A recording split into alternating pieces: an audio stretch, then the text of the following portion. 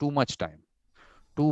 Yes, yesterday there was one competition, and the whole day went off in that because they were not very well organized. They took the briefing was late and everything was late. So today I decided this is last one I had committed to today, and now that's the end. Oh, There's that's a so much. pity. There's so much more to do. I mean, that those many hours that you spend, it's better to reach out to people, do some more discussion on the topics. I find that a little better because our word going out, I think, is a better thing. So I think Katarzyna, you can introduce yourself to Jimena and Rosalia. Hello, nice to meet you again. I'm a Polish lawyer and mediator. What I'm doing, I'm mediating, I'm advising my client, and I do mindfulness for mediators and lawyers too. So, and I try to work internationally as I was JAMS fellow 2 years ago. So that's how I am. And I'm very happy to meet you and be here. So nice of you to come. Rosalia, you want to tell her about yourself? Sure. Good morning or good afternoon or good evening, depending on where you are. For us, it's morning. I'm an accredited mediator in civil and commercial mediation, both nationally and provincially. I'm also a lawyer by training, international law, that is. And I'm a civil servant with the Canadian government. That's about it. I mean, I'm happy to be here and exchange with so many interesting people globally. Yes, Jimena, your turn now. Hi, I'm from Chile. I'm a mediator. I'm an agriculture engineer by profession, and then a mediator. And mostly I do in business and in family business. Here in Chile, a lot of business are from families, so that's my main business in mediation. And I'm glad to be here with Vikram again. Again, after a long time. Of the meetings. Yes, after a long time, you're back after a long time. Yeah, have a lot to do, a lot. But what's happening in Chile? Chile, is everything's good, safe? Everything's safe?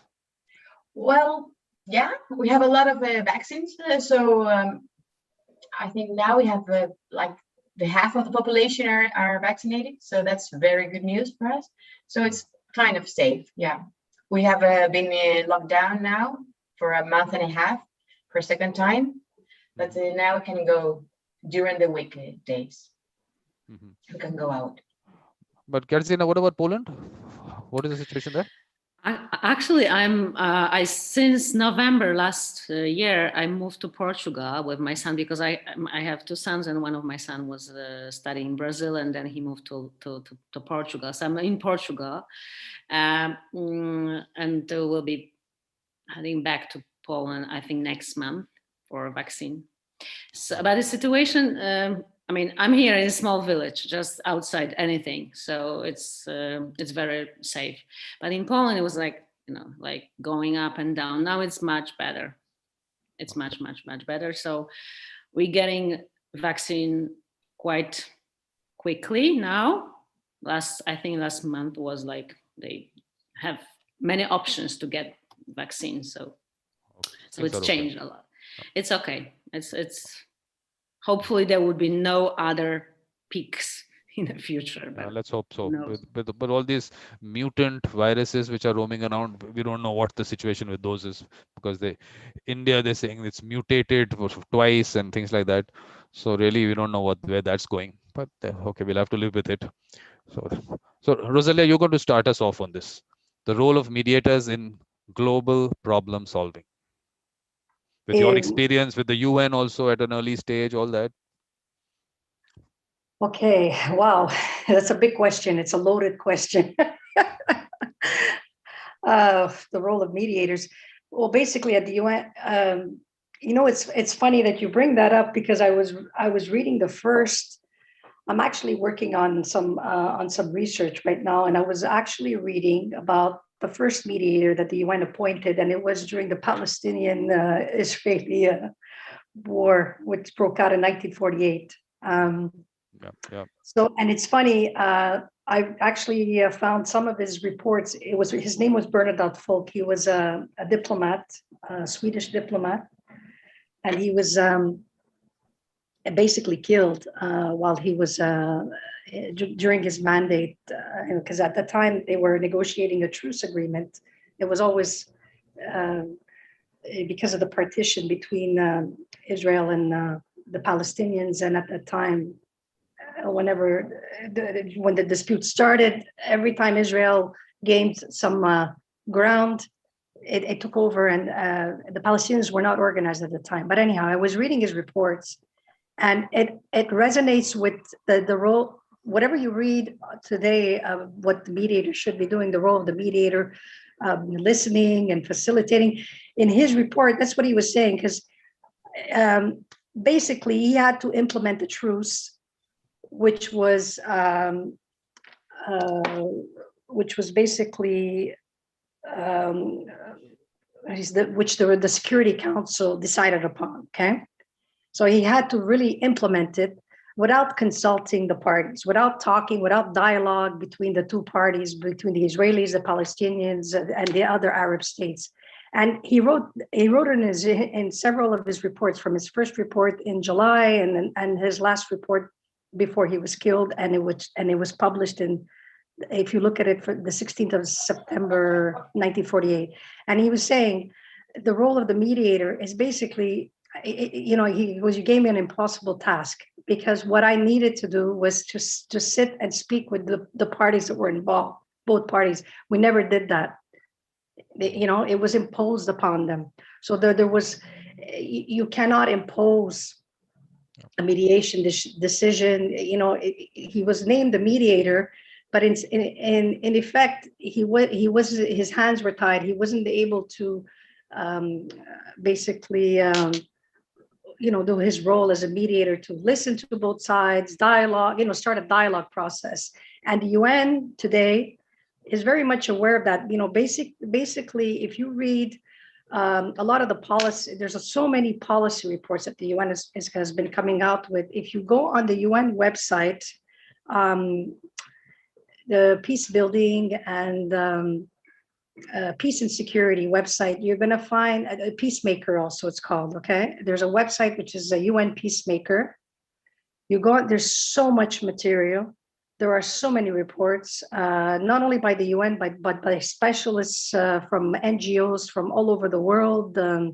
It's expanded now. And what the United Nations has realized is, like, you can't use the top-down method. You have to, you use the good offices of the UN, you appoint mediators, you appoint UN representatives, special envoys, but they have to work in conjunction. They have to work with the local people at the ground level, with specials. They have to train mediators. For instance, people that are around this table right now on this conference, on this series of discussions, we're all equipped to be able to go and work and sit down and start the dialogue process. You have to talk with the parties that are involved, basically. Yep. It's basically the basic mediation principles that have to be involved, and they're recognizing that you have to get the local parties involved at the smallest level, from housewives to elders, and they have to work in collaboration with UN personnel that are on the ground, with the peacekeepers. The peacekeepers are now being also trained in mediation. They have to work with peacekeepers. They have to work with UN staff. Then the UN staff has to work with, the upper echelons and with the good offices of the UN. It's not a top-down process. It's holistic. For it to work, it has to be a holistic process, and it's not a process which is going to be resolved in one day. And most of the time, the most effective mediators are the silent ones, the ones that the silent heroes, I call them. It's the ones that you do not hear, you don't know their names. They're quiet, they're in the background, but they're the ones that are really affected. It's the people that live there, and it's the dialogue process, and it's also starting with children. Like, for instance, they have peace programs, sports for peace, organizing, for instance, soccer tournaments between youth, between Palestinian youth and Israeli youth, so that they realize that their neighbors are not their enemy. It's really a holistic process. So I mean, we can continue on this. I'm sure everybody's got views on this. But this is, But yeah, the okay. So process, this is okay. So that's like the general thing that the UN is doing and all those activities. From your side, what do you think is the role, and where do where do we fit in really? Because one is the process that's already been happening, but you see some issues there, and where we can come in more on the ground level. If you're saying there are issues there. yes, the ground level. That's exactly where the UN needs help. Okay, where the UN needs, and they've recognized this, that we would be called local actors.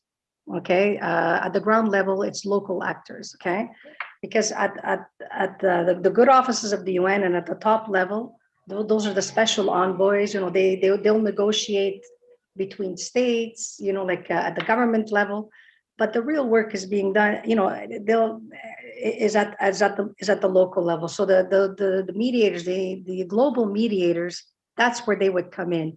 You could come in as a consultant, as a specialist. Usually there's a lot right now. It's exploding basically worldwide. There's so many NGOs which have already been established, and there's others that are forming. You know, like that are created. There's so many NGOs being created. But at the local level, you can the mediators around this table can get involved as a consultant. You know, you basically you can become a mediator, UN volunteer. No, for a moment, what I'm saying is let's keep the UN aside, because Okay. definitely they've been here for many years, but I think we Yes. haven't reached where we should have reached. So let's just keep them aside. Next, let's keep the NGOs aside. These are Okay. more on advocacy. So that's their focus on advocacy. That basically the mediators, have they come in at any stage on the ground level? Have they been called in? So I want Yes. to know, because The these are mediators definitely. have been, okay, the mediators are called in at the ground level. Okay, usually they're local mediators. That you don't, like I said, they're silent. Internationally, they're silent. You don't hear their names. Okay, but they start dialogue processes at the local level. Let's say they could be elders. Um, they could be even jurists or whatnot that live in the region. Okay, and that take up a leadership role, and they'll start a dialogue with local groups. They are there. Okay, they exist. You don't hear about them because they don't have a loud voice. Okay, and usually in the reports, like in the international reports, they're mentioned. They're still considered to be put to the side, but they're there. They do exist. Because We what I'm don't trying know to, who they yeah, are. the way I'm looking at it is that let's relook the entire structure. Let's relook Okay. it. Let's see where we can look at it from a totally different perspective. Of course, is there another perspective to look at, first of all? Because definitely there is work that has to be done, for sure. So let's Yes. just look at it from an open mind. What has happened is happening is one part of it. Lisa will definitely get us into that part. But the larger picture, where look, maybe even today we talk about online mediation. Does that open out much more of a channel for local mediators to be part of the global process? Can we do that? Involve them there somewhere? So Lisa has shaken her head. Now she's involved. Lisa, please. In certain, Tell us. Yeah, well, yeah, Rosalia. Yeah, Rosalia, sorry, to please. a certain extent, online mediation, yes, but you have to remember this. A lot of these are war zones. A lot of these are, people. Not everyone has access to the internet. Okay, no, You'll have okay. there's that limitation that No, I comes think into play. what I think what we're basically discussing is, of course, beyond war, there is a lot of other global issues that we have to look at. So of course, war, conflicts in that sense, yes. But what about, we talk about poverty and income disparity in the world? can we also look at that and look at where mediators can play a role? I'm just giving you an example. Then climate change has been one discussion. Of course, we have to have that because Ken has also spoken about that.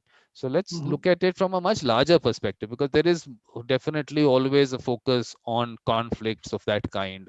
Where, but let's look at a larger picture, and then we'll think where we can come in. Yes, Lisa, we've been waiting for your contribution. Good morning, Lisa. Okay, before that, Sorry, one sec. I overslept. I can't believe I slept that much. Okay, before that, Katrina has joined us for the first time. You can say hi to her. Hello. Hello. Lisa is the senior member here. She has all the wisdom to give us. And Well, I don't know about all of the wisdom, but I get to be senior. Ooh, lucky me. You met Jimena. You met before. Jimena, Yes. definitely you met before. Yes. She's in Chile. So basically, let me give you a background. Lisa and I had a very, very heated argument on this whole subject. We won't get into the specifics of it, but we did discuss it from a larger perspective. Okay, Lisa, please tell us the role of mediators in global problem solving.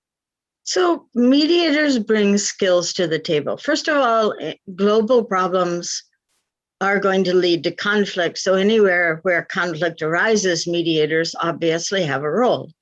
So if we look at something like food shortages right now, actually the pandemic itself is leading a lot of all the other issues, global issues are arising from the pandemic, because the pandemic is leading to food shortages. You have places like Mozambique, other areas of the world that are suffering. And because of that, conflicts are arising, fights are arising.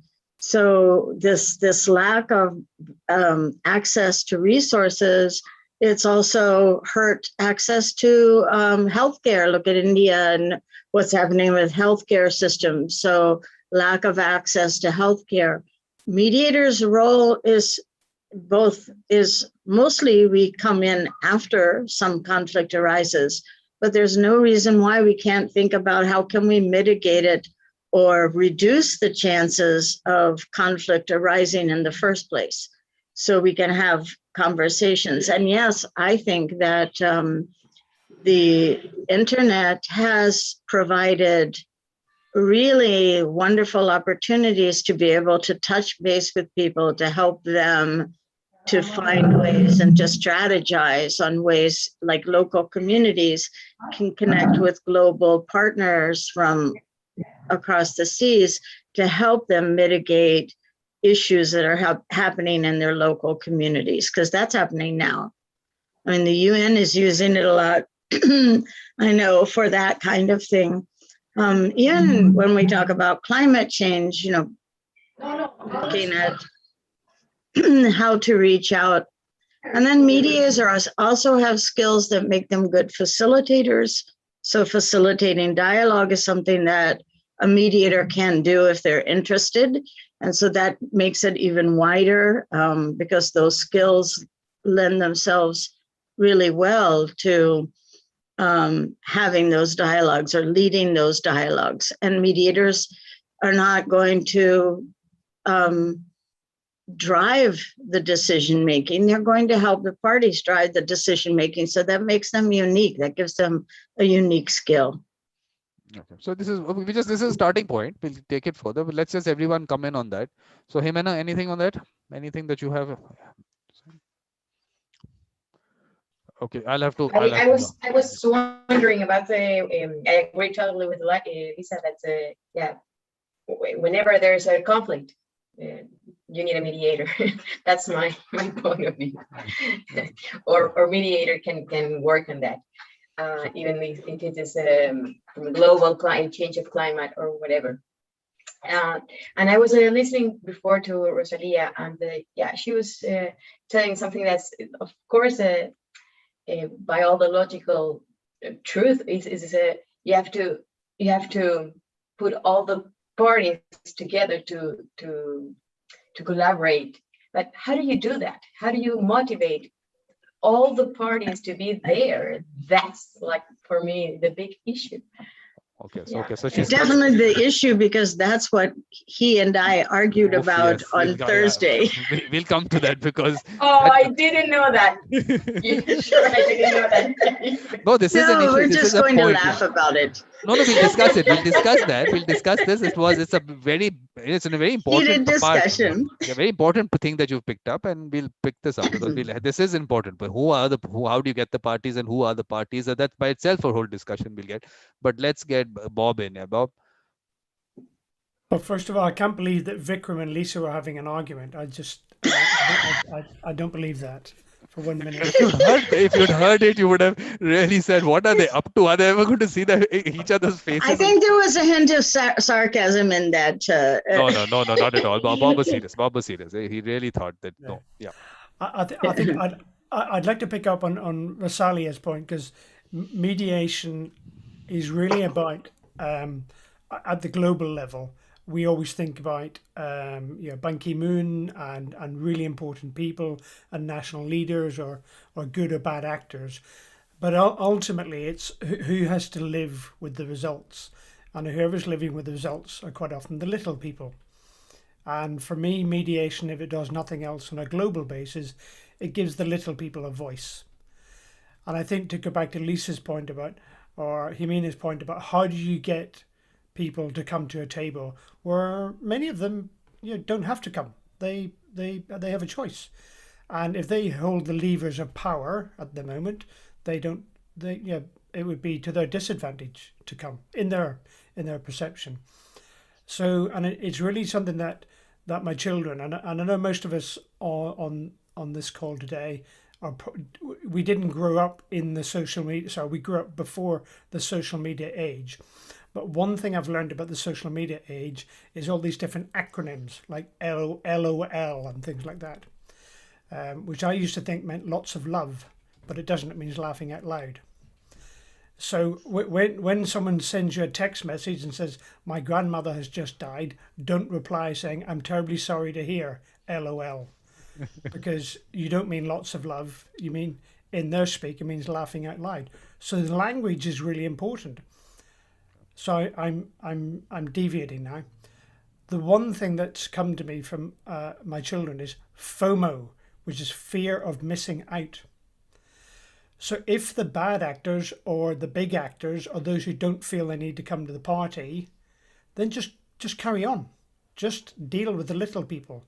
Start an energy, start something happening. And then those who have FOMO, and we all have FOMO, none of us want to miss out. So fear of missing out is very powerful. That's me for now. Yeah, perfect. We'll come back. Yes, Katarzyna, what do you say? It's very interesting to talk to you, because I'm thinking from a little different perspective, like what we can do before even conflict starts. So what I really love, and I had experience last year to teach mediation to teachers. And I found, especially in pandemic, because they had such a big problem with communication with kids at school, primary. And so I think we have a lot of possibility to teach, to just educate people and to bring the values which I think most mediators, share, and the values of respect, dignity, and something which is forget in a litigation. And so I found the rule a little, before even conflict starts. And I really agree with what Bob said.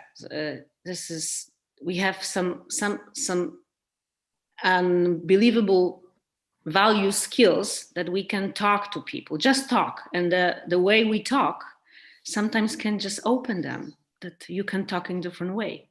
You can listen. You can wait. You can be in silence, which is, for most people, is so stressful being in silence, especially online. It's just not natural. So just bringing some values. I think that's It's okay. what I. Yeah. Okay. Yeah. So that's from me, and it's very, very interesting what you are saying. And how from different perspective, from different places where we were based, we are looking for the same actually path. Yes. Yeah. So Kato. Right. I'm just thinking where to start. From my perspective, there's a dispute, we call it dispute or conflicts, right? But they differ, they vary so enormously. Right? And for example, my area of mediation is a business dispute, commercial dispute, mostly company to companies and cross borders. And that's one area. And I can say with reasonable confidence that the parties would have no interest at all in climate change. What they know what they want to do, which is either avoid that litigation, which is pending, for example, right? And often contractual disputes there. So this attempt that's well, social. Let's deal with the social problems and see what mediators could do. Right? There's things like it's outside of my sort of comfort zones. There, right? I have no idea what we can do it. In particular, I think some of you know already that I'm more going on the opposite directions. Right? Here is a society, big sort of macro levels, the global levels. Yeah, I'm going more on the individual basis. Right? So how I can help this person in front of me. Right? So it's probably. Yeah, we may end up in the same thing, but it's a sort of different forces going there. And then I found the reason that I was a bit late in joining you is that I was looking at the homepage of Ken. I have seen his photo, but I haven't had a chance to look at his homepage. And then discovered that indeed, he was raising this sort of a global perspective there, so much higher ones. And he even has set up a network called Mediators Beyond Borders International. Right? By the way, I'm not paid by That's what I was thinking. That's what I was thinking, Kato. You can't start promoting an organization. Here I'm trying to, I put out an appeal to fund me, and here you helping MBBI getting fund. That we had a person from MBBI, the membership person also last time here. So we're not going to promote MBBI. We're going to only promote good thoughts. But the point is that there are a number of people who have been thinking in the same or similar manner, right? And it would be a bit of a shame if so many different people wanted to do it. Oh, I want to do it in my own way, right? It's a bit of a shame, and I think it may. For example, what the United Nations has been doing is one thing. Right? There may be other initiatives going on, right? And then maybe it might be a good idea to learn from what they've been doing. And we know that they have not been particularly successful. Exactly. Because so we have to rethink it. Yeah. The way that I see is that this geopolitical conflicts are on increase rather than on decrease.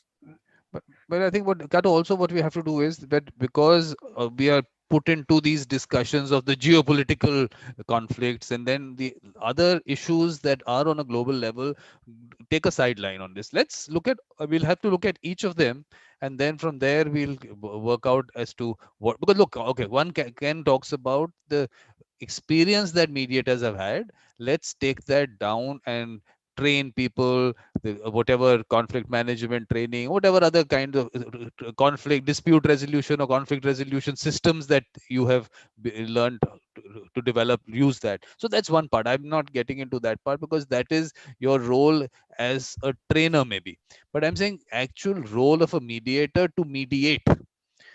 I'm trying to focus on that, and then mediators not in people who have that, who have that accreditation or certification, people who have the mediator mindset, and for those to be identified, which I've been repeating, so that that's repetition I don't want to do.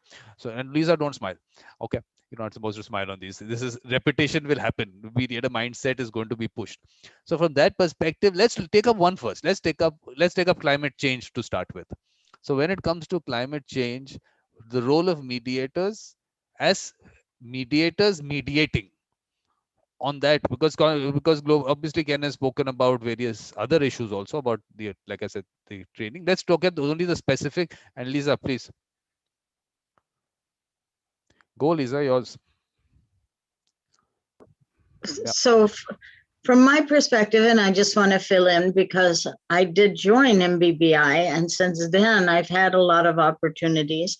So one of the things is, particularly with climate change, is the mediators in Mediators Beyond Borders worked with the United Nations to develop their policy on climate.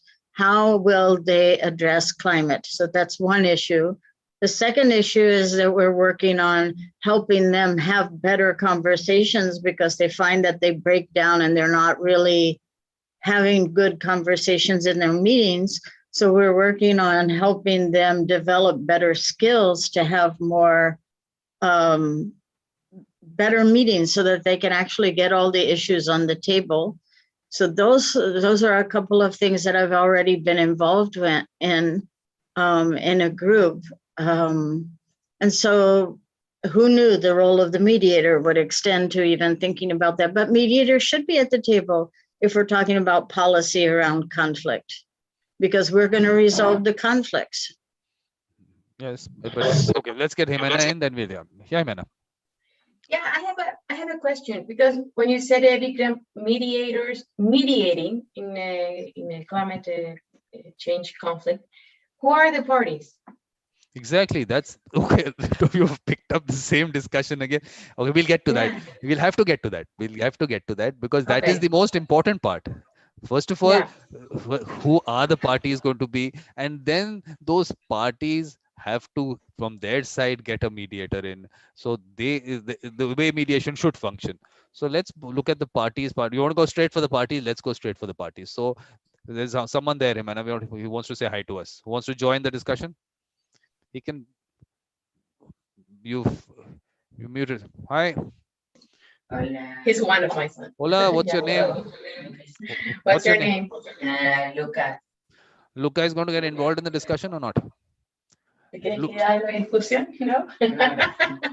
No, Luca, he's also involved. He keeps muting. No, I think it's important to even, that's also a party involved, party concerned. Why should he not be on the table? I have a lot of children now at my home, so you don't want to see them. I have 4 and 3 more just as guests. So I have a full house now. But this is where the whole topic that you picked up, this is where it comes from. These children are affected. They're affected. They're going to be, okay, the next generation coming in, they are going to be maybe affected even more. So how do you get those on the table if you don't even get them into a Zoom call? How?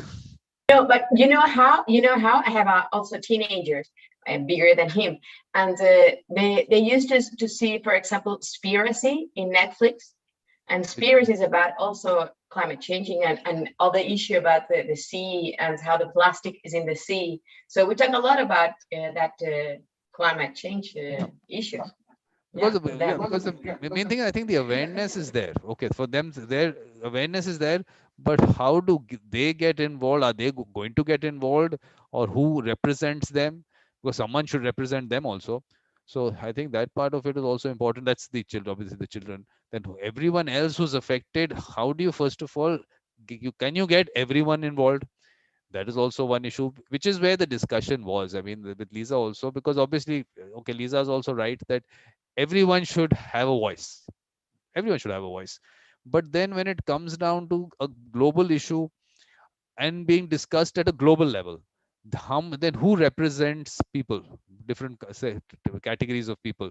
So on that, who's going to put his thought on that? I think, Bob, do you have something on that? I suppose, first of all, Jamina's 4 children and the 3 children she has with her today, it's their planet. We're all going to be dead after we've finished destroying the place, and it's their planet. Yeah. I think my challenge for all of us is that climate change would be a classic example. It's a good one to choose. Why? Because as mediators, we're quite often dealing with people from very juxtaposed positions. There are sides, one side against the other. Climate change is a good example of that, where opinion on it has become so polarized. And I think there are a number of steps before, because to go back to Rosalia's piece about the UN, there's a difference between peacekeeping and peacemaking. Yep. And I think we are still at the stage with climate change where we are peacemaking. We need to make the peace before we can keep the peace, because we are so polarized today, and that polarization, and I'm going to grossly summarize, is about vested interest on one side and scientific credibility on the other side. And it's very complicated because within both of those polarized positions, there are people who have been compromised on either side. So who's representing Jamina's son? Greta Thunberg. Is she? Half the world thinks she's marvelous. The other half thinks that she's being abused and has been compromised by grown-ups. Yeah. So we can't even agree to disagree to start with. So no, I think, Bob, this is this is actually going to be the point that has to be picked up. That first of all, you have to find the people who represent people as genuinely represent people. One is there will be groups who will make the noise. So now, if they make the noise, do they represent anyone, or they're just good at making noise? But I think we can get into that aspect of who represents anyone at all, because or can you get everyone in the world on a table? I think that'll be a little difficult to do. So I think we'll have to, this aspect is of course going to be important, and I really want a discussion. But Lisa, you want to take it from what you were saying? Let's put out what you were saying. In terms of who should be at the table, in terms of what? Yeah, who else should be on the table? I mean, what I was saying is identifying those people who are affected and then inviting them to the table. And I say inviting them because not everybody will come to the table, but you have to do some work to get all the voices in the table. It's not really it's easy to talk about. It's not that easy to do, but that starting that process, and maybe you start small with a few people and then you expand it, but you have to start someplace. I think that's why Ken had listed in his, description, small communities or small groups, and then folding into the larger groups. And that's one way to get more voices in, because if you start in small groups and then invite them into the larger group, so it's when they get into the larger group that the decisions are made, but in the smaller group where their voices started to be heard, that's one way. So there are different ways, and I think that it takes a long discussion, and it's going to be different in every locality. It's going to be different in India than it is in the US. It's going to be different in Ireland than it is in... I can tell you all the countries involved: Poland, Portugal, Chile, Japan. I know, I'll tell you all the countries. Yes, it's going to be different for each one, because people, the cultures operate differently, and the cultures approach things differently. So that's why this discussion is so hard. No, I'll tell you, Lisa, what I'm trying to say is that one is the aspect of people having discussions. We have to specifically keep what I said, the role of mediators mediating. Discussions that people will have, yes, they will have discussions. Are they calling you in to mediate? They're not calling you to mediate, then you are not a mediator. If you are just someone who's out there as affected party and having a discussion with someone, that's a different thing. So at the local level, are people mediators being called to mediate? First of all, you have what you're saying is perfect, that at the local level it should be done. But as mediators, you have to be called in. If you go out and say, look, I want to be a mediator here, I don't think that should be the right approach, because then the value of the mediator goes. So the point is that, first of all, Mediator in a small group, let's say, so for instance, and I can only take my experience. So, and I used it before, like if there was an environmental spill in the community of Dayton, Ohio, they used the mediators to go in.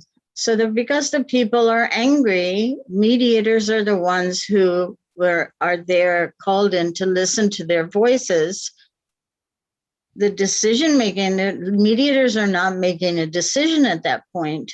The mediator's role is to help them express their distress and to bring those voices to the decision makers, or the decision makers are at the table sometimes, and then they'll have a discussion at some level. But that the reason that mediators are good for that role is because they're able to listen to people, especially people who are upset and who are distressed. I'll just break it up. Exactly what you're saying. I'll just go. Basically, I'll break it up into two parts. First is the fact of no. Rosalia, let her add. No. I decide. No one else decides that. Can I just add to what Lisa just said? No, what I'm trying to say is that one is that people have an issue, and you have a discussion with them as on that issue. Okay, they are affected, and the mediator sent to talk to them, like you said, takes that information that they have or their concerns to the decision makers. I don't call that mediation. That's not mediation. So now, second part of it. Now, okay, but the role of mediator is used for that, and that's used worldwide, and we're used as facilitators again. That becomes advocacy. You go there, you listen to someone. It's not advocacy, because the mediator is not advocating a side. Advocacy would be if the mediator is advocating a side. All the mediator is doing is allowing those voices to be heard so that they are at the table. Look, actually, Bob disagrees. Bob disagrees. First, Rosalia comes in first. I love that Bob disagrees. Wait, can I just add to what Lisa was saying? Yes, okay. Yeah, Rosalia. I agree with what Lisa's saying. I have an example, a recent example, actually here in Canada. Okay, there was a fishing dispute between Indigenous communities. Okay, and this is in the Maritimes. That's Eastern Canada, right along the Atlantic coast. Okay, and the fishermen. Because the issue is overfishing because of fishing permits. Sometimes there's certain times of the year where they're not supposed to be fishing, or they're supposed to be fishing less because of overfishing and all the conventions that Canada is part of and whatnot. And it's an environmental issue. Okay. Now the Indigenous communities, okay, they have what you would call ancestral rights to fish. Okay. And so there was a big dispute, it made the news. I think it made the news globally, definitely nationally here, but I think it did make the news globally. And this was a few months ago.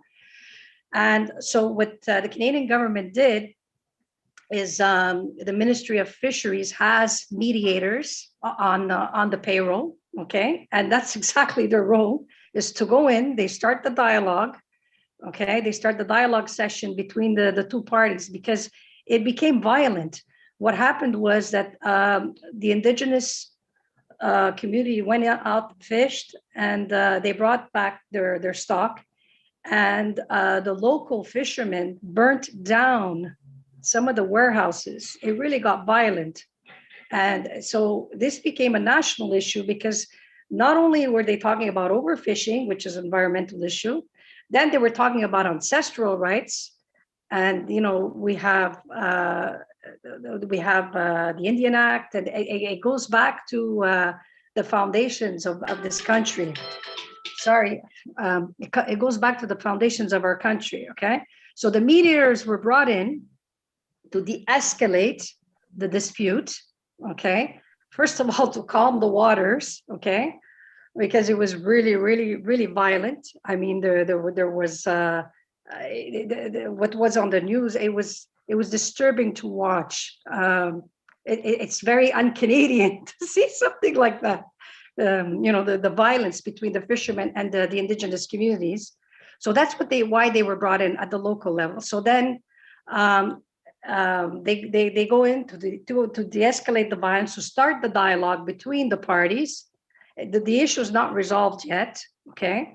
Now we're in the month of May. It's the month of lobster fishing. So they're fishing for lobster. It's the season for lobsters, and I'm not sure about salmon if that's coming up. But anyhow, so they did manage to de-escalate the violence. Okay, they were very effective in that sense. But talks are still ongoing, and these mediators are being used at the local level. But they're mediators that are on the payroll for the Canadian government. They're not there to bring down, to take sides, or to say this is the policy of the Canadian government, or to talk about ancestral rights. They're not there to take a position, a political position, because that's a whole other kettle of fish. Okay, excuse the pun. But they're really there to de-escalate and to get the parties to come to some sort of working agreement. So at the local level, that's what they're used for. So I agree with Lisa. Okay, that the thing is, Vikram, it's different for every country, because different countries have the different policies and the way they're organized with respect to mediators. It's that's why I was saying it's a loaded question. Okay, there's a lot of room for growth. Okay, and I think there's a lot of opportunity, especially in a country where the mediation process hasn't been. It's not a policy issue yet. It's still being evolving. It's evolving or developing. It's still evolving. I mean, there's so much opportunity. There's so much opportunity to basically create a mediator mindset, a mediator network at the local level. That could be effective. But I mean, every community, every country has a specific need. So that's why it's a very general question. You're quite, but it's different at every level. I mean, in every country. Okay, because the way I'm looking at it is that for a moment, what we'll do is that, okay, there might be countries where mediation in general is at a certain level and everything. We understand that. Let's keep that. Okay, it's there. We know that. But I'm saying, as the concept of mediation, the basic principles of mediation as to the parties themselves deciding who the mediator is going to be, that aspect of it should be on the table. That should be the way to go about it, according to me. Not put a mediator into the picture, but someone puts the person there. It's not going to work, according to me. So it has to be a person who the parties mutually agree on. So that's the first starting point, according to me. The other thing is that, which we'll go back to the same discussion, who are the parties who are going to get that, who are appointing that mediator? That by these two things, if we can sort out, I think we might be able to take it in a direction which might be better than what is happening. So I think these aspects of it should be looked at. We'll have to discuss that part. And Bob had something to say on that. Yes, Bob. First of all, apologies to Lisa. I think we were violently agreeing. We weren't disagreeing. We were separated by a common language. So mediation advocacy. So if you're advocating mediation, or are you acting as an advocate? And it comes back to facilitative or evaluative, as we discussed last week. But to go back to Vikram's point, I think we need to be very careful. We're making an assumption that mediation is a new thing that we can inflict upon other people sometimes. Mediation in what we arrogantly call the developing world has been going very, very well for tens of thousands of years. We've actually got out of the way of mediating our solutions. We forgot how to mediate at a local level. We forgot the power of respecting our elders and allowing those mediations to take place at a very local level before they escalate. So what we're talking about here is reverse engineering global problems that we have allowed to create over a long period of time by allowing mediation to fail. So where mediation fits in that, I think is probably the most important discussion. It goes back to our point with Rosalia. Are you peacemaking or peacekeeping? Where does mediation begin? We all know that mediation never ends, but where does it begin? Because the conundrum always is, how does a mediator get invited to the party? Because you have to be independent of thought and mind and position before you arrive. Otherwise, you're compromised. But just to reiterate, I think we've got out of the way of mediation. We're not creating mediation today to solve the problems that we've created. Yeah. But before I go on, someone else wants to come in. Katarzyna, you want to say something? Can we keep it as, if you're okay with it, can we keep it as cat for the moment? Okay. For the moment. Yeah, because it's a little long. Okay. That's how my name is. I know that. I just, yeah.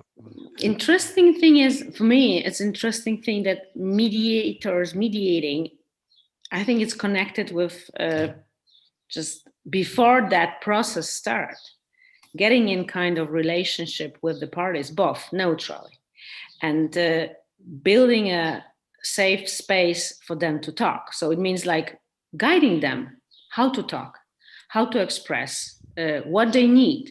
And then I think it's a advocacy in it, because you're helping people, but you don't help people as a lawyer advising them what's the best for them. It's just listening to them. They can express what they think they need, and then you are mirroring, kind of. You don't give advices. So I think you're not losing your neutrality, but you're advising the process. You're advising how the protest will go, how they can express, how they can ventilate emotions, what's going to happen, how it's going to happen, and it educate them. So it's I think this process started a little before, and I don't think it's against being advocating, but you're advocating the way of doing this. How are we going to do it? So that's my Katarzyna, I think the issue here again, I go back to the basic principles of mediation as such. The parties have to decide the process. So either if they do not know what the process is, so anyway it will not move forward.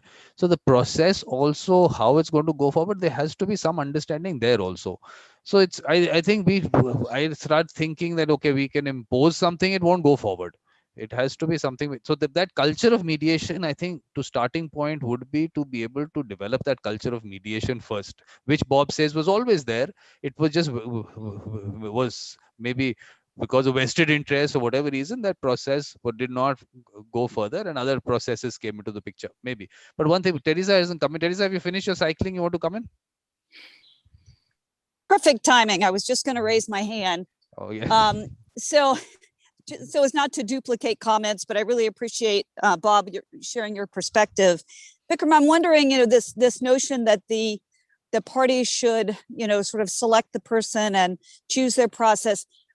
I agree generally, but if we sort of want to get back to the availability of a mediator or someone who can mediate, don't we want to provide availability? So I think about Rosalia's example. I think she said that the mediators are employees of the government, which, just setting aside someone's mindset around that issue, but it does at least make those individuals available. And so if we don't have some sort of system where we're letting people know this person is available to you, you don't have to choose someone. And I don't know if they have that option in Canada, that you don't have to choose someone that's on that sort of, government list or an employee of the government. But I would think there's got to be some way that we're providing a structure for people to know that it's available to them and that it's there to choose. And if they become aware of that, and they then have also the ability to choose someone who's not in that group or on that list, to me, that would be sort of an ideal, place to help with that growth of mediation. And then the other comment I'll make has to do with this advocacy piece. It seems like a really daunting task on something, large like global warming to get everybody at the table. And I can see the value of someone who's designated as a mediator listening to the voices of a smaller community and bringing those voices, to a larger table. But I do think the risk in that is, as you hear only the voices of one person or one group, I can see that being problematic, at least potentially from other voices at the table who might see you as more of an advocate in just trying to share the voices of that one group or that one person. To me, when I think about this, mediator mindset, I do think of it more as that person is hearing all of the voices in his or her role. And that's part of what helps us potentially stay out of that advocacy piece. Yeah. So I think the point Teresa was that the mediator mindset, the people with that mindset will be identified by the people involved, and then they will take that process further. It is not the one is the whole formal concept of, okay, the government has a mediators panel and these are people you can select from. That's an option that can be obviously being given to people. That's not a problem. But I'm saying that there are lots of people out there who have that mindset. They just have to be identified. If you're talking about the local community can identify people. Now, whether that is acceptable to the other party and who is the other party, that part of it also needs to be discussed. So if it is, it has to be acceptable for the process to go further. To say that you can impose some, yeah. And again, not opposing, but I know this is very narrow, but just sharing from my little view and how I, often see how mediation happens in our community. And I realize this is very narrow, but I think it does apply potentially in a broader context. When you have parties who are at odds about everything, they can't often even agree on who's going to fill the mediator role. So again, in a very narrow way, I see in family law, there's this, we're going to go back to mediation, and they spend 6 months trying to decide who that mediator is going to be to even get at the table. And maybe some people would prefer that, because ultimately that's, the ultimate, giving the parties the choice. I find that problematic in what happens to the conflict and the fallout from that conflict when it's that open-ended. So, Yeah. Katarzyna, I won't call you Kat. It's going to be Katarzyna. I'm sorry about trying to shorten your name. It's not going to be shortened. So Katarzyna, what are you saying? Yeah.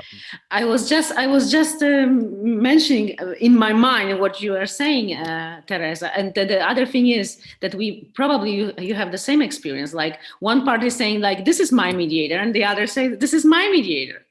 And what's so the thing is, maybe we should, as a mediators, try to work on our mindset as we can act collectively. Like, okay, one mediator, the other mediator. So let's think about a group of mediators. Yes, Like yeah. Community mediation is very popular to have a group of people, so they can be like managed to be kind of respected by everyone, and especially in his family, like no man, no woman, no, I prefer that, younger, older. This is always the problem. I mean, if people are in conflict, they will generate another problems, not to agree on anything, because they don't understand that's the concept of mediation. That's I expected people to understand, but they don't know what mediation is. They are sent it by judge sometimes and they don't know. So how do people in not litigation, just in conflict around the climate change, would know what's going to happen in mediation. How is mediation process there fitting? So I think our role is just to educate people that we can help.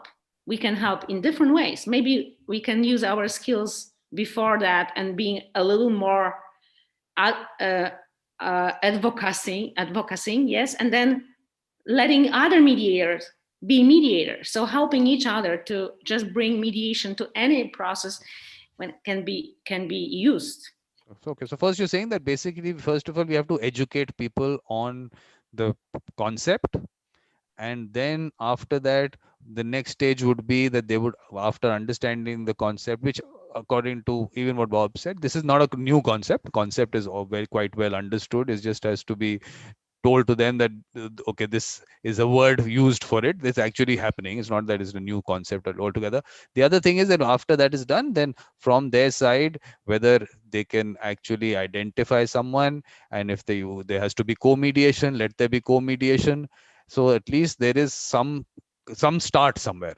So for that, what I'm just telling you, because you've just come in now today, but this is exactly what I'm trying to do. Let's first of all, developing the culture of mediation in the world is what we have to work on, which for me is starting off with the children, trying to send out a communication, which we're trying to develop. Lisa is also involved in that, trying to develop a basic animation on one end, and maybe a small little booklet, all PDF, which can go out around the world. And these people, the children, can understand on a very basic way what mediation is at the very young level, very young level. Because look, we should not be in a hurry. Everything has to be done in 1 year or 2 years. We have time. It's not that we don't have time. Let's do it slowly, but do it properly. So that is the concept. Let's start with the children, and then at the same time, the same communication in a different, the concept being the same, but maybe not in a cartoon form, maybe another form, goes out to the elder people. So the concept education happens. And after that, then the concept of the identification of the people, then I think they can within themselves decide who their mediator is going to be, and start the process. Yeah, Katarzyna.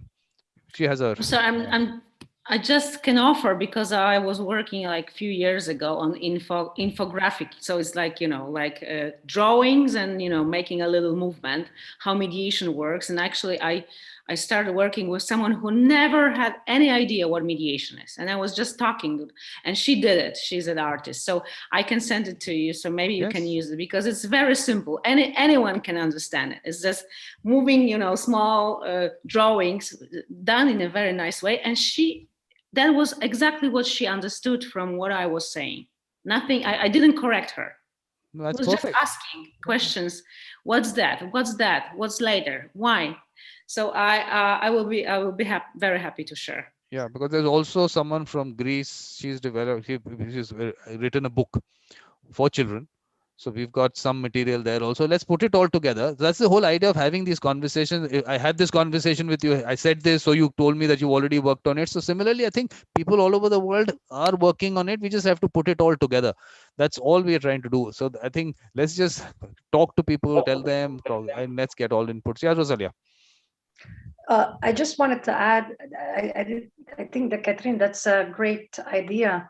Vikram, I just wanted to add to what you were saying, that to start with children at the local level, basically, we have what we call peer mediation. You teach children in elementary school, the whole issue of bullying, for instance, okay? That's a big issue here, and I'm sure it's, in other countries as well. But children in elementary schools can be taught how to start a dialogue. And for instance, the material that you would like to put together, these books on, for children on what is mediation, to bring it down to their level and to be introduced, at the local level in elementary schools. I know that for a fact that we've already started that here in Canada, and I'm sure in other countries as well. That's a start, okay? Because that's where they just start learning, okay, there's this thing called conflict resolution. There's this thing called mediation. There's this thing called dialogue. What is that? This, it's talking. I mean, they're not going to use, obviously, they're children. They're not going to use the big words, the big concepts that we use as professionals, but they're going to understand that there's that kind of process that you can talk it out, So we have to get them engaged at an early age, and I think that is recognized. That's being recognized worldwide as more mediators come on the scene. Yeah, so that's the idea behind that communication, that you should start resolving your disputes within yourselves. You don't, first of all, I think the first step is that you don't need anyone else. First thing is you should be able, that whole concept of that collaborative concept and everything. So first thing is that if you can't do it, why don't you, from your side, think of someone who you think can help you do it, get that person involved. So it's not about the thing of going somewhere else and finding someone. The person is right there with you. So that kind of communication for the children is what we're trying to develop there, which is, she already done that. I mean, it's just a little refining of that, what her material is also, we have to do that also, but the concept being there. So that part of it is happening. Ignacio, you want to introduce yourself? Ignacio's gone. Yeah, Katarzyna, can I put you lower your hand? Yeah, I'm just saying there's a great book, Restorative Circles. It's called for kids. It's just amazing. It's just the thing you can work with adults too. It's just. So please send that. You're going to send me that material. So let's put it all I have together. it here. So I'm not gonna move now, but I will send it. Send it. Let's get all the material together, and then we'll from there develop whatever needs to be developed as communication. Yes. So I think what one is with of course, at the base level, at the grassroots level, this kind of movement to start with, and then those people further take that culture in the communities and everything. So that's okay. So at the base level, I think we kind of have understood that how we can at least create that culture to start with. But then after that, what happens after that? We go back to the same issue. Yes, Lisa. So Noel, I'm going back a little bit, back to this same issue. So because I come from a discipline where we emphasize that the mediator should be unknown to the parties. And the reason for that is that if the mediator is not known to the parties, they would be willing to disclose or talk about their issues because they won't have a perception that the mediator has a side, or they won't have a perception that the mediator is biased in any way. The problem comes in when the parties choose a mediator, are they biased on that side? So to reduce that, that's one of the reasons that we, for instance, in our practice, if one of the parties know me, I would recuse myself from mediating. And again, it's that value of not being on one side or the other. But even if I'm not having them have the perception that I would be. So there's that in terms of when we say the people should choose their mediator, how do we mitigate that issue? And the second thing I just wanted to clarify, when we go into a community to take their voices, we always have a recorder and we record exactly what they say on a flip chart, and that's what's reported back. The mediator doesn't advocate for anyone. The mediator just says, here's what was said, one way or the other, plus or minus. Here's what everybody said, and then you have a recording of what was said. So just to clarify that process, it's not like you go into the community, you hear what they're saying, and you go back and say, this is what they're saying, this is what they want. The mediator doesn't do that. Okay, so basically 2 points. Lisa, can I ask a question just so I understand? Who are they reporting to? And how many might there be? Just so I understand the system a little bit better. It depends. Generally, when we design one of these, we prefer everybody to be in the room, so they're not reporting to anyone. So if the decision maker is in the room, they're hearing it. otherwise, if we do it for the city, for instance, then we just reflect to the city, here's what your citizens are saying. And then the city can make decisions about what policies they want to have. So those two, in terms of when I was talking about that process, it depends on what there is. Like in the environmental issue, the environmental agency was at the table. And they were also part of that listening session to listen to the voices of the people. So, and to give them information that would help them so that they knew. Okay, so I think basically, again, I'll go back to the argument that Lisa and I had. The basic discussion was that every community has a body that they elect. Communities do it. I mean, there could be residential communities or a little larger group, whatever. They have a body that they regulate, they elect. Now, doesn't that body represent that community? So at least now, so many numbers of people and don't have to sit on the table. That body that they represent or they elect, can that represent them? Because Lisa has the issue, which is interesting. We should discuss that when a body gets elected is based on a majority system.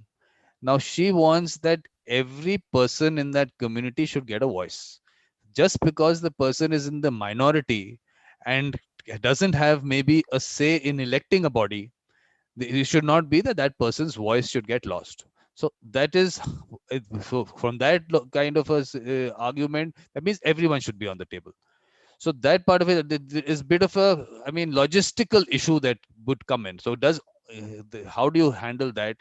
Someone else other than Lisa. One second. Wait. And I just want to give one more example. Like, for instance, when we had the Twin Towers in 2001, that 9/11 happened.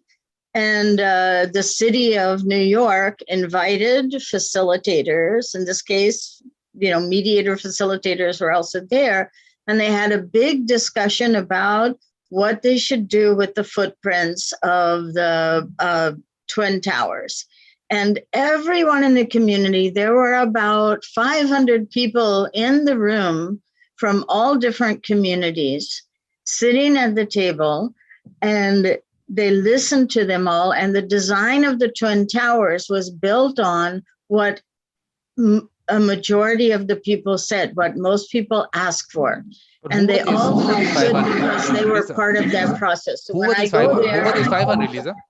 Who were these 500? 500. Well, I facilitated a table of Chinese from the Chinese community because the Twin Towers is right next to Chinatown. No, who were these people? And we did it in Chinese. It was fun, except that I had to have one of those little headphones so I could understand. It's a very specific question.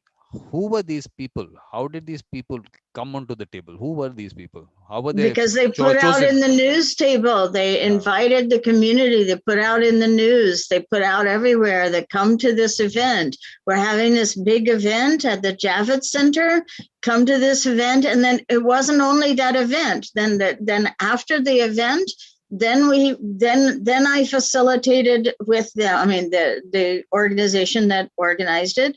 Then we facilitated discussions on online. So I think I facilitated about 5 or 6 sessions online. So they didn't stop at just this one event. They tried to open it further. So they got as many voices as they could. And then they decided, in terms of what most people were saying, how the design would take place and what architects would design it. So Sven, how did they decide this? Finally, there was a decision taken by someone. So it was what the people wanted. Most people wanted they wanted the new building to be taller than the old building that was knocked down. But they compromised on that and now have just little one line tower going up because they didn't think it was practical in terms of the building. But they found a way to find a compromise so that the people would have what they wanted. Most of the people did not want the sites built on the same ones that fell down, but instead they wanted a memorial. Most of the people wanted a park. So a park has been built because the majority of voices were saying, we want open space. We want someplace nice to walk. We want this. So all of those things got done because of the voices of the people. And they were listened to, and those things were taken into consideration. 500 people for a city like New York, I think that's a little. Yeah, the news were there sad. too. Oh my goodness, you have to walk through all the news things. It was ridiculous. But isn't it sad that only 500 people, if you want, you on one end you're saying everyone should get a voice, and then you say 500 people for a city like New York are the ones who decided. Mhm. So it becomes, I'll tell you where the problem is, that finally we do not want to either accept the fact that there are also people out there who represent certain Okay, people. don't take my number. I better look it up because it might I might have misrepresented the number. Okay. I'm only going on what it looked like to me. But I think we need, we got your point, but Kato has to come in there. Kato, are you going to put any light on this issue of that I'm saying? That who are the people who actually end up, whom you are calling parties? Well, it's a tough one. And I listened to what Rosario said. That was very interesting, right? Fishing program there. It's a very interesting indeed. But same fishing sort of dispute is, for example, it's ongoing between the Philippines and big red country, the name which I wouldn't mention, right? Right? And within Canada, you have the mediators who are on the payrolls of the Canadian government, and they command respect from the parties or party representatives, probably, right? That's how mediation could only start, right? In international disputes, particularly we are talking about politics, even with the help of the nice cartoons and booklets, right? For example, climate, the new US president and the big man from China. No, I didn't say that, right? Big man from the red country, right? They openly disagree on the matters. And what sort of education? Are we going to do it for 100 years? I don't think it's going to be any change there. Right? So when we are talking about, that's the macro level or high level disputes, right? It should be quite different from what we are talking, for example, what this sort of 9/11 sort of site should be done. I think they are quite different types of things. Otherwise, we'll be talking forever, right? But again, it's very interesting to hear what your people are saying. No, Kato, this is a good thing that you said. Incidentally, it was 5,000. Wait, I just want to correct the number. 5,000 people. Okay. It doesn't make it any better, but okay, perfect. But what I was saying, Kato, that what you picked up this point that you were saying that look at the larger picture for larger issues. So take up some example there and just take it from there. Okay, whatever you want to take climate change or you want to take any other, the pandemic itself has brought out issues, global issues. So it takes one thing, but Rosalia actually is saying something. Yeah, Rosalia. I just wanted to add to what Kato was saying. First of all, it's funny. I was just reading about that dispute that you were referring to this week. But usually at the international level, it's a whole different ballgame because usually it's the International Court of Arbitration that's involved at The Hague, and also the international, it's ICLOS. I forgot the acronym is. I forgot the exact acronym, but in any case, it's arbitrators that are involved more than mediators, and it's based on the agreements between the state parties, the two states. Okay, if in the agreement that they have, in case of a dispute, if they can go into arbitration, or which type of tribunal they go towards, or if they decide that there's going to be a mediation or a negotiation between them. There's also a good faith that's involved in there. It's at a different level. It's at the treaty level. It's at the international. It's multilateral. It's not what you wouldn't have a local mediator involved in that, because there are too many issues. There's the agreements, there's the treaties. It's a specialized field and it's very complex, and those cases can go on for years, even before they go before the International Court of Arbitration. So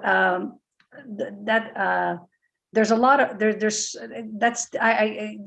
you can read up on those cases, and I understand where you're coming from, Kato. It's funny, I was reading that case this week. Tell us about the case. Tell us about the case, and then let's look at it from the mediation perspective. Look, other options there might be. Let's look at what was the case. Well, in the agreement between you're talking about the Philippines and China. The problem is that in the agreement that they have, okay, they can't agree even to go to arbitration or before which proper tribunal, because in their agreement it says that they're supposed to be negotiating dialogue, okay? But what kind of negotiation? What kind of dialogue? What, there's even the whole definition of what is negotiation, what is dialogue, what is conciliation, what is mediation, okay? One country doesn't see it the same way as the other. One big country will say that, oh yes, we've been negotiating in good faith. But if you ask the other smaller country, they'll say, what negotiation? We've been trying, and there hasn't been any negotiation or nor any dialogue. And one country will that's what the problem is there. The problem is they can't even agree that they're having a dialogue. That's what the issue is there. So finally, finally, the main thing is that, first of all, is there a role of mediators at all? And what is that role? We're going back to where I started. There is a role. There is a role, but the problem is the parties have to want that. They have to. We always go back to the fundamental question. For mediation to work, the parties have to be willing, and they have to be willing for the proper mediator to come in, and they have to be willing to. They have to agree on who that mediator is. That's the fundamental issue. They first of all can't agree on a mediator. That's one part. Exactly. And then, okay, but first, Himena. Yeah. Yeah, on the same in the same line, I think that the first agreement from two parties or two or more parties is to go to mediation, and then who the mediator will be. That's the second great agreement. So they have to start with those two agreements and then start a mediation as well. So let's just take up one example. Let's just take one example on a global issue, not a national issue, a global issue, and let's see where all that can come in. Look, the climate change part of it, which of course Ken was talking about, is that at whatever discussion takes place, at every discussion there should be a mediator there. So that's perfectly all right in any of those discussions at a national, international level. That's perfectly all right, and that's okay. So, but where are the issues involved? Are there some issues involved in that? Why doesn't it happen that much? Throw some light on that, Rosalia? Sorry, I didn't hear what no, like he said, like he was saying that in these when they discuss the climate change, all these conferences, and that all they have, was he saying that every time those discussions take place, a mediator should be part of that. And they then break them up into smaller kind of, each small group has one, and then take it from there. So I'm just trying to understand that if that is a system which seems very logical, but why doesn't it happen? Is there a problem in identifying mediators? Is that a problem? It's not necessarily a problem in identifying mediators. There's an abundance of mediators.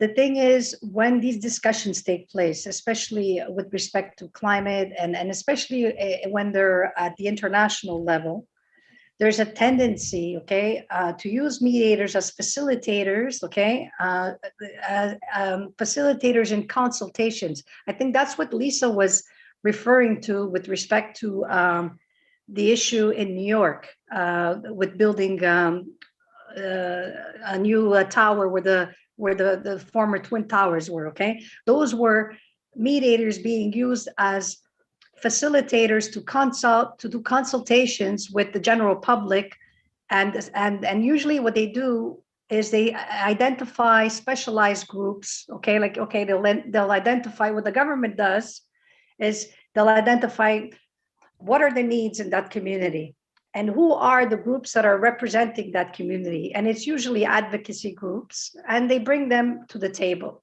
Okay, because they're supposed to be the voice of the small people of at the local level, these advocacy groups. The issue that I have with that is that, yes, they are the voice for the most part, okay, but there's always a political agenda behind that. Okay, so that's what you have to take into context. How is the mediator being used? He's being used as a facilitator to do consultations. Okay, it's not necessarily mediation. Okay, he'll use his skill set as a mediator, because while he or she is facilitating that session, that there's advocacy groups that will say, well, I don't agree with this and I don't agree with that. And so the mediator will start that dialogue. Okay, why don't you agree? And let's take your point of view. And what they'll do is they'll try to bring them, like she said, to a compromise, because some will want the tower taller, another will want it smaller. So that there was a compromise that was made in that case. Okay, and who helped with that compromise? It was the mediators that were used as, but their major role was as facilitators. They just used their skill set as mediators to bring them to some kind of compromise. But in reality, that was really a consultation, and we do that all the time. As a federal civil servant, I can tell you that I actually have consultations coming up for social issues in the coming weeks. I'm very busy with that, and it's exactly the same process. What are we doing? We're identifying, okay, first we do a needs assessment. Which are the party at the local level? Which are the parties, and who are the groups that can represent these parties? Because you can't get 5,000 people at the table. You just can't. It's impossible. You have to keep the group small in order to get the dialogue going. Or else you're never going to move forward, because you have a certain time limit, to do this. You have to do this within a certain time frame, and then you have to prepare a report, and then this goes up, and it goes up at the policy level, and a policy comes out. That's how the government works usually. Okay, so let's just let's just go through the same thing that what Ken had put out. Let's have a look at that, and then let's see where are there issues somewhere. So we have conduct in-depth, broadly inclusive. Okay, so have a look at this. Say where one is the systems as such, the systems in place. That's one part of it.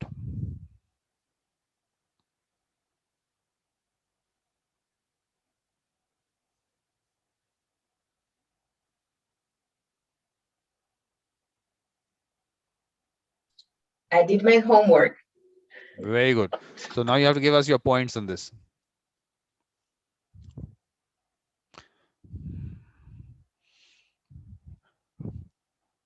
Katarzyna, have you read this?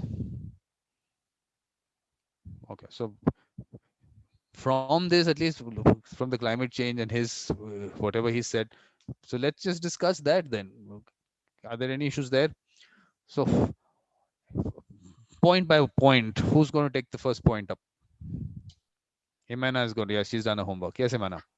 Yeah, I don't know who's point by point, but yeah, it's funny to see for me that number 6, 7, 8, 9 is like a lot of numbers says, please get mediators, facilitators, negotiators, bring them into the table.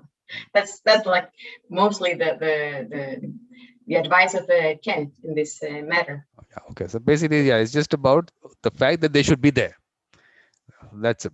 And first initial thing is that there should be the people who have experience in creating systems, they should come in and help create systems.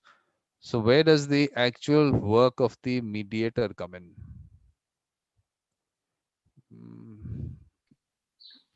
Actually, I think mediators can create system too. Yeah, exactly. Yes, that's part of what he's saying, that they should help in putting the system. What I was trying to get at, mediators doing the mediation, actually mediating.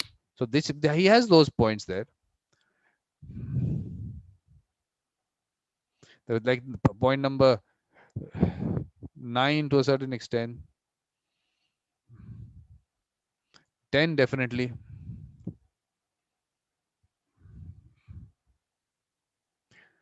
Okay, training is another part. Okay, that training and creating systems is totally a different aspect. That's okay. That from their experience they can do that. Then number 12 is actually them reaching an agreement. So the mediator gets you to that point, helps you get to that point of reaching an agreement through mediation. Mediation, one option. Of course, he's talking about collaborative negotiation and all.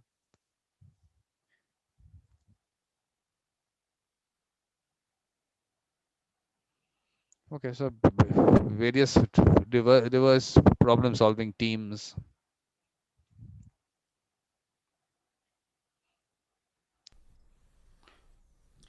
So experts and scientists. So you get them involved. So experts in general, what you use in mediation. Okay, so basically like any other mediation. Okay, that's okay.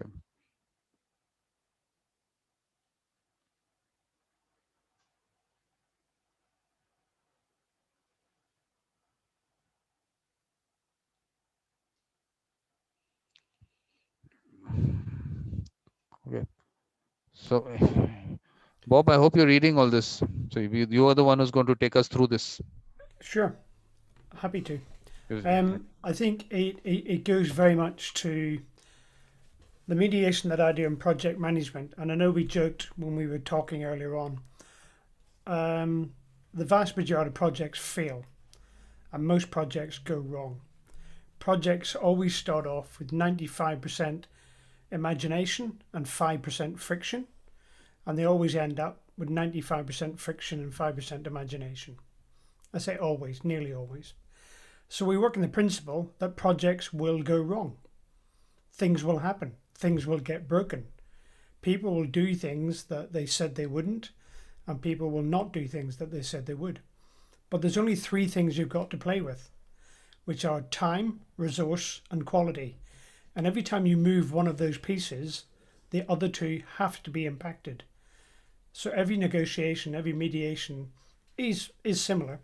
So climate change is the same. If we want to reduce X, we have to accept an impact on the way we go about our lives. And people say, I don't want to do that. I don't need to change my life. All those coal-fired power stations in another country need to stop. And when they've stopped doing that, I'll stop driving my diesel car. So people become qualitative and quantitative about what they will do. So I think all of those measures that Ken has put there talk to that. And that is work in the principle that this is broken. You're starting from a low base. The discussion is already broken. And hope is not a management tool. So don't go into this with a lot of hope. Work in the principle that it is already broken and there are a number of things that we need to do about it. So for me, point number 4 is the most important one for mediators. Build in the structures, the protocols, the processes, the systems in order to facilitate people, everyone around the table, to understand that this will go wrong. It probably already has gone wrong. And what are we going to do when it does go wrong? rather than go into it and say, surely to goodness, all these people will see the right way and everyone will come to the same understanding that we have a big problem and everyone will get on. There are too many different views and too many vested interests for that to happen. So starting to build it in from the very beginning, I think, is the most important offering in all of those points that Ken gives us. So what are you suggesting now, step by step? I think you have to start with the understanding that it's broken. Yeah, this is what mediators don't get invited to things because they're going okay. Yeah, we are paramedics. We are always turning up after the car crash. And that may sound pessimistic, but yeah, we're just nice lawyers to some people if we're going to be evaluative. But you know, and we go back to we spoke last week about my experience here in Northern Ireland. In Northern Ireland, we have talks about talks about talks about talks before you even get to the table. And then we decide where we're going to be, and then we decide what we're going to talk about, and then we disagree. And then someone looks at someone the wrong way, and we're all back to square one. So it really is. I was going to say it's an adult version of political snakes and ladders, but it's not an adult version. You know what I'm saying there. So I think understanding the human condition, which is, yeah, and again, I go back to what we said last week, where we have a problem for every solution in Ireland sometimes. Therein lies the problem. What is our role? And if our role as mediators is to just make everyone come to their senses, then we're going to fail. And we're going to fail every time. So putting in those structures, and I think starting at number 4 for me, which is what are the structures built around? I go back to my experience as an army officer. If I did a straw poll of most of my friends and colleagues on the role of an armed forces, they would say to fight. Well, it's not. It's to defend, by and large. But also they would say, but most soldiers want to get into a fight. No, they don't. Most soldiers want to know how they're going to go home to their families at night. So understanding what people's motivation and what drives them really, really is helpful. And most people fear climate change because they fear what the consequences are, but they also fear what does this mean for me? So articulate it, and we go right back to the little people. What does this mean?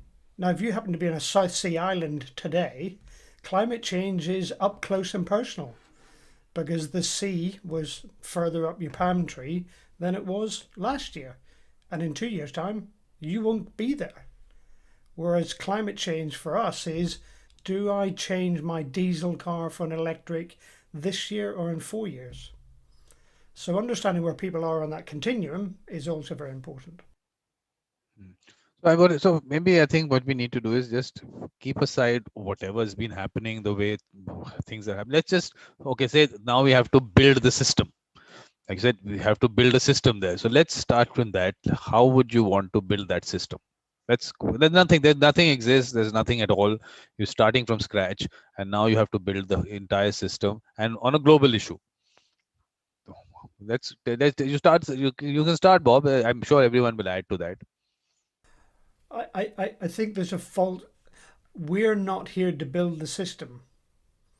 We're here to facilitate the system that the players want built. Otherwise, we are biting off much more than we can chew. That is what Ken wants us to do. That's what he's saying. That basically, based on that experience that you have, you help in building the system. So what is that system going to be? It's going to be different for different people, different countries, different types of issues. Obviously, they'll be different. So where do we start, Rosalia? Where do we start? If you have to build a system? With the talking to me? Yep. Were you Yes, referring? yes, I'm talking to you. Okay, where do we start to build that system? Yeah. Okay. Oh, that's a well, obviously it would be at the it's a very general question, but I mean the obvious answer would be at the local level, with government, okay? The government has to be willing.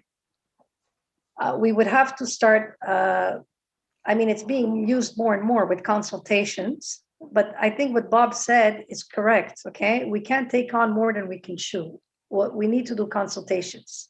We can use the mediator mindset to facilitate dialogue with local communities, local tables, and from there we build on it. You could have local community tables on an environmental issues. But it's always political. That's the issue. Okay, so you're definitely going to have different community groups. When you go to the grassroots, you're going to have different community groups with different priorities on different environmental issues. The important thing is to have a voice for all the different issues, like the different community groups and their different environmental issues at the table. So you're going to have various tables, and you can use the mediators as facilitators to head these consultations. But like Bob said, you can't take on more than you can chew. You have to start. You don't have to have high expectations because you're going to be disappointed, because it's true. It's exactly. I totally agree. You start with you have to ensure that you have the groups collaborate and agree on one end result, and you build from there. It takes years. So there's years of work for mediators. There's a lot of work out there. It's just a question of, where do we start? It's at the community level, at the grassroots. Mm-hmm. and to have governments basically to have governments validate the work that mediators can do to help out with consultations at the grassroots and then at a higher level. Mm-hmm. Okay. Anything else, Jimena? Anything on that? Because Bob, you can stick around if you want. I mean, is there anything that you've said what you had to in any case? But Bob was supposed to leave in another 8 minutes. Which anything, I think we also are not really. I don't think we really. I think we need maybe another discussion on this later. So I think we can do that. But Jimena, anything that you think on building a system, how that happens? No. Yeah, it's well, Rosalia said, it was a loaded question, of course, that one too as well about the system. But yeah, I was thinking about something what Bob says about the and it's like in the number 18 of Ken writing. It says allow facilitators to stop the process if it isn't working, and I think that's also kind of a role for us as a facilitators to see when it's not working and just stop it and say, okay, this is not working. What should we do? What should we all do?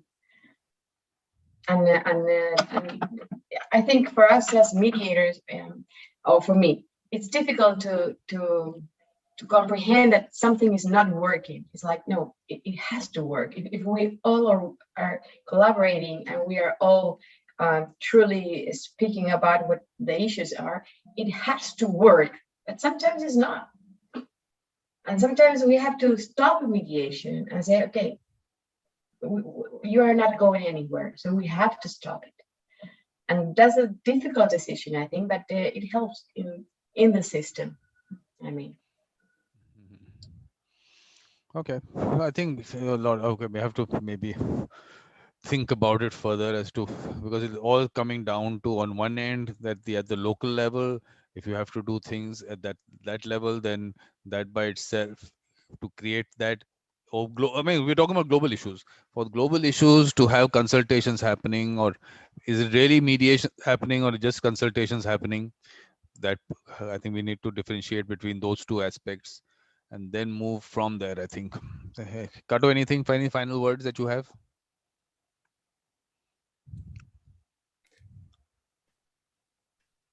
I found one thing, right? We talked about fishery ones, right? So Rosalia, I'm continuing, but with a Japanese domestic version, right? That was the interesting one, right? You know, this Fukushima nuclear plant, had a disasters, right? And we are still doing cleanups, which are going to take probably 20, 30 years. One of the issues is that in sort of mitigating the damages, right, it has accumulated huge tens of thousands of tons of contaminated waters, right? And they are now stored in tanks. There are hundreds of tanks in that area, but it's becoming full, right? So there's a tension going on for the last couple of years now, right? That the power company, which is nationalized in effect, right? They want to sort of dispose all the waters into the ocean, right? Because it's on the coastal line, right? Local fishermen are very unhappy. You can imagine, right? Because they've lost their livelihood already and just start getting it coming back because all the consumer didn't buy any seafood from that area, right? It was only 3 weeks ago, that the Japanese government, the prime minister, right, made the decisions to it, right? And the local fishermen's group are still very angry, right? And there was no system like, as you said, whether we call it mediations or sort of counseling, facilitation, there's none, right? Because it was like, I hope this, it's been live streamed on YouTube, oh my God, right? But it's somebody with big power, right? And then bullying it. And that is called majority, that is called democracy, right? Mm-hmm. And what could have been done is that, pointing out what Vikram said earlier, they are minority in a sense that they cannot make change the outcome, but they want to have a feeling and that their view has been heard and properly dealt with. And that will be easier for them to swallow. Right? So I think in going back to Ken's papers, that they prepared for the convention in Glasgow, right? But the representative from Japanese government or any government, they have a huge domestic sort of different views, right? And they do not speak in one voice. Right? But in the majority one, guys, we say, this is our view, right?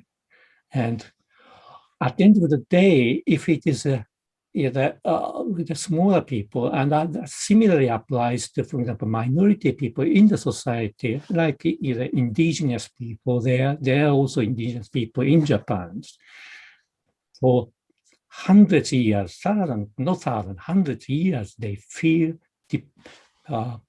sort of oppressed, and there's always built-in frustration, which goes on generation and generation and generations.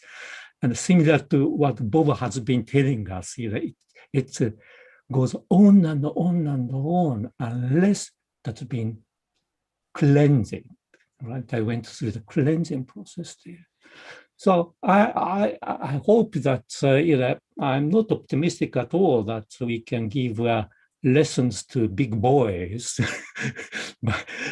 before they go to Glasgow, right? But at least in each of their domestic territorial sort of society, they have done what they should have been done, proper due diligence, right? Going through the, and at least, okay, it's like, for example, it's somewhat similar to divorce. I have lost the custody of my kid, but I had a chance to either make my points there.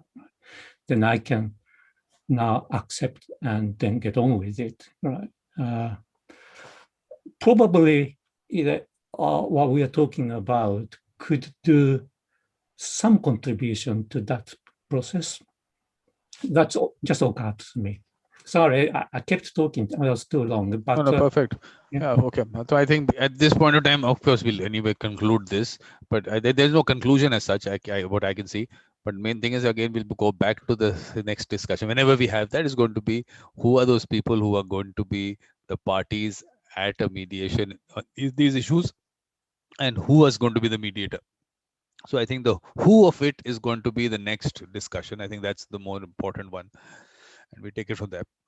So I think it's okay. I think we can conclude at this point without a conclusion.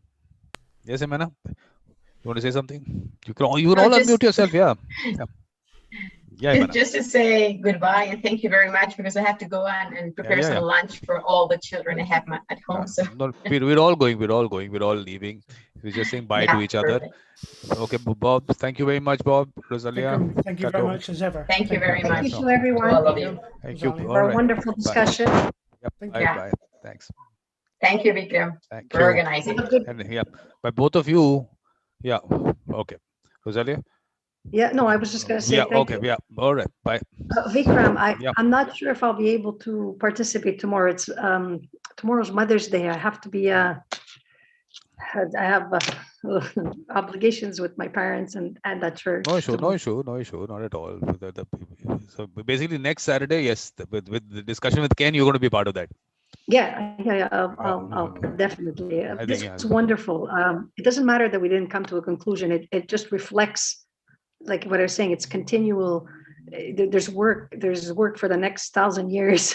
Exactly. I think we just have to keep that discussion going as to, because there will be some light at the end of the tunnel kind of thing, which will happen, which will only happen with conversations. It's a step. I think it's a step by step. I mean, the fact that mediators can be at the table is the first step. Exactly. I That's the think point. That's where for me, the point is, who are these mediators? The people with the okay, I can say that the people with the mediators mindset, yes, you can identify, but then who is getting them on the table?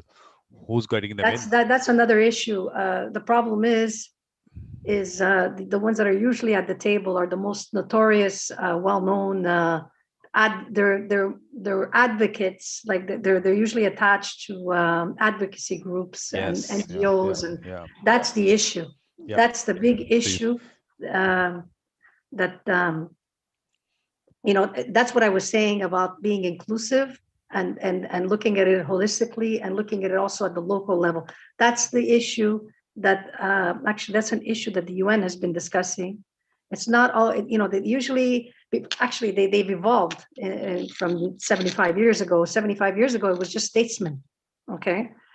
Or a mediator that was appointed by the UN, and it was usually someone like, for instance, the first mediator who was an ambassador, like somebody very affluent, okay? But you're thinking about the mediator mindset, it's a local guy. You're thinking about the small mediator. That's what you would like. Who you would like at that table. At every stage. When I'm saying at every stage, first stage, if you're looking at building it up from the grassroots, then at that stage, yes, they will identify at the local level. At the next level, the larger geographic area or population wise, whatever the next area. So they keep doing that. So I think the same concept being the same, but it moves up. But I think what we went into was the fact of first educating people as to the process. Let's start with that. Let's get that word out. Let's have a whole chunk of children to start with, to get that kind of concept going. Let them get that culture within themselves, and then at the same time educating at every level. Let's do that first. I think that seems to be something which if they can do it for their local issues, then we'll start put all the local issues together, make global issues also. So let's take it from there. Okay. Yeah. All right. Sounds good. Yeah. So we'll see you then for next Saturday, definitely. In between, whenever if there is something that comes up, I'll get you in. Okay.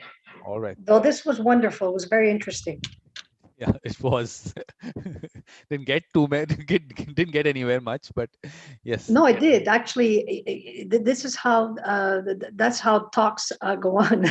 Believe it or not, having been in committees at the UN, this is exactly how it started. Actually, I think we did pretty well because these are big issues. I mean, they're huge issues. And Just the I want, fact and, that yeah, and I want to keep these discussions in a manner where, look, there of course organizations which have been there for years, sitting there, whatever. So let them do their job.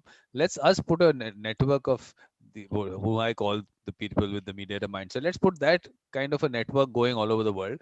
Let them have those discussions. They can always have it. No one stops people from having discussions and getting a mediator in at local levels. No one can stop them. Governments can do what they are doing, but people can start talking and getting, at least resolving within themselves slowly they can do that, put something together. exactly. Yeah. Okay. All right. All See you right, then. Vikram. All I right. wish you a very good evening and a good Thank you. supper. Thank you very much. My dinner has to happen. Yes. Oh, all right. See you. Okay. Bye. Bye. See you next week. Yep.